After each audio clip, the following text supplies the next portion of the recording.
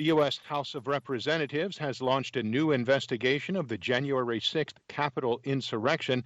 AP's Jackie Quinn has more. The House approved a special committee to probe the violent attack as police officers who were injured fighting that day watched from the gallery above. The vote was along party lines. Just two Republicans, Liz Cheney and Adam Kinzinger, voted yes with Democrats. House Speaker Nancy Pelosi last week says she would have preferred an independent panel lead the inquiry, but Senate Republicans blocked that. It is imperative that we establish the truth of that day and ensure that an attack of that kind cannot happen. Some Republican lawmakers say they might not assist with the investigation. Others say they fear the Democrats will make it too political. Jackie Quinn, Washington. Comedian Bill Cosby has returned home after the Pennsylvania Supreme Court threw out his sexual assault conviction Wednesday. AP's Ed Donahue reports. When he first arrived home, Cosby flashed the V for victory sign. He appeared before reporters but did not speak. Mr. Cosby, how you feeling? Are you happy to be out? The Pennsylvania Supreme Court ruled Cosby had an agreement with a previous prosecutor that he would not face charges in the case brought by District Attorney Kevin Steele. Lawyer and legal analyst Priya Sapori says this ruling covers just the Andrea Constant case. There is nothing in this decision that would prevent any of the number of alleged victims of Bill Cosby from coming forward and attempting to prosecute their cases. 4 justices formed the majority that ruled in Cosby's favor. 3 others dissented. I'm Ed Donahue. On Wall Street, the Dow gained 0.61%, the S&P added 0.13%, but the Nasdaq dropped by 0.17%. A United Nations court has convicted 2 former allies of the late Serbian President Slobodan Milosevic of aiding and abetting crimes committed by Serb paramilitaries in a Bosnian town in 1992. Jovica Stanisic and Franko Simatovic were convicted Wednesday of aiding and abetting the crimes of murder, deportation, forcible transfer, and persecution. Burton Hall is the UN judge. Having considered all relevant factors, the trial chamber sentences Jovica Stanisic to a single 10 years of imprisonment and Franko Simatovic to a single sentence of 12 years of imprisonment. However, the court said there was not sufficient evidence to convict them of other crimes in other towns and villages in Bosnia and Croatia, as the former Yugoslavia disintegrated in the early 1990s. The judgment can be appealed. President Joe Biden is temporarily raising pay for federal firefighters to ensure that no one fighting wildland fires is making less than $15 an hour.